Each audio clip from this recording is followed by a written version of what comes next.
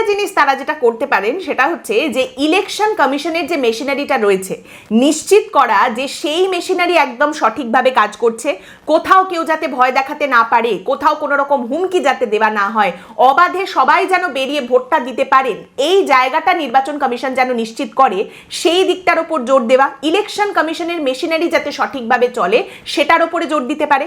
আরেকটা জিনিস বিজেপি যেটা করতে পারে সেটা হচ্ছে অন্যান্য রাজ্যে বিশেষ করে বিজেপি শাসিত রাজ্যগুলোতে বিজেপির যে ভোট রয়েছে, মানে যে ভোটাররা পশ্চিমবঙ্গে ভোট দেন কিন্তু রয়েছেন বিজেপি শাসিত বিভিন্ন রাজ্যে, সেই সমস্ত ভোটগুলোকে একদম কুড়িয়ে কাচিয়ে একত্রিত করে সেগুলোকে পশ্চিমবঙ্গে নিয়ে আসা এবং সেই ভোটগুলো অবশ্যই করে যাতে পড়ে সেটা নিশ্চিত করা।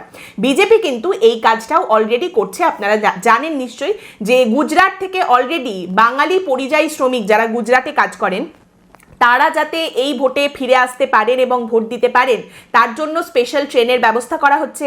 সেখানকার যে বিজেপির সংগঠন রয়েছে তারা কিন্তু এই কাজটা করছেন যে ওখানে যে বাঙালি পরিযায়ী শ্রমিকরা রয়েছেন যাদের ভোট পশ্চিমবঙ্গে তাদের বাড়ি পাঠানোর ব্যবস্থা করছেন, সেখানে ট্রেনের টিকিট কেটে দেওয়া, অনেক সময় হাতে খাবার দাবার দিয়ে দেওয়া, সব রকমভাবে তাদের জন্য ব্যবস্থা করে দেওয়া হচ্ছে। বিশেষ করে যাদের ক্ষেত্রে বোঝা যাচ্ছে যে তারা অবশ্যই বিজেপিকেই ভোট দেবেন সেই রকম লোকজনকে আরও বেশি করে দেখে কিন্তু পশ্চিমবঙ্গে পাঠানো হচ্ছে।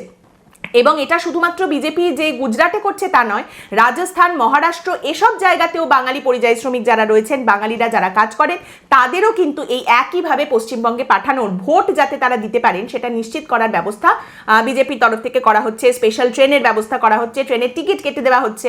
এবার যেহেতু টিকিট কার আপনি কেটে দিচ্ছেন সেটা আপনার হাতে, কাজেই কাদের আপনি পাঠাতে চান, কাদের ভোটটা অবশ্যই যেন পড়ে সেটা আপনি নিশ্চিত করতে চান, সেই নিয়ন্ত্রণও আপনার হাতে রয়েছে।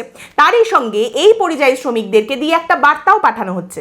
তারা পশ্চিমবঙ্গে এসে এখানকার শ্রমিকদেরকে বলছেন যে দেখো আমি কিন্তু বিজেপি শাসিত অমুক রাজ্যে থাকি, সেখানে আমি এই কাজ করে এক মাসে এত টাকা রোজগার করি, তুমি দেখো এখানে তুমি কত টাকা রোজগার করছো, এখানেও যদি তাহলে বিজেপি চলে আসে তুমিও কিন্তু ওই রকমই টাকা রোজগার করতে পারবে। এইভাবেও কিন্তু একটা বার্তা পাঠানো হচ্ছে। আপনি ধরে নিন এরকমভাবে যদি 10,000 বাঙালি পরিযায়ী শ্রমিককেও পাঠানো হয় পশ্চিমবঙ্গে, ধরে নিচ্ছে একটা সংখ্যা আমি 10,000, তার মানে 10,000টা পরিবারকে কিন্তু এইভাবে প্রভাবিত করা হচ্ছে। সেটার একটা প্রভাব কিন্তু ভোটের ওপর দেখতে পাওয়া যেতে পারে। যদিও আপনি বলতে পারেন যে 10,000টা পরিবার সবাই তো এক জায়গায় থাকে এমনটা নয়, এটা তো ছড়িয়ে ছিটিয়ে যাবে, কিন্তু সেই প্রভাবটা ছড়িয়ে যাওয়ার পরেও কিন্তু দেখতে পাওয়ার সম্ভাবনা রয়েছে। বিশেষ করে পশ্চিমবঙ্গে কোন কোন এলাকা থেকে বেশিরভাগ পরিযায়ী শ্রমিকরা বাইরে কাজ করতে যান, কোন কোন এলাকা থেকে ক্লাস্টারে দল বেঁধে প্রচুর পরিযায়ী শ্রমিকরা বাইরে কাজ করতে যান, সেটাও কিন্তু খুব সুন্দর করে ম্যাপ করা রয়েছে।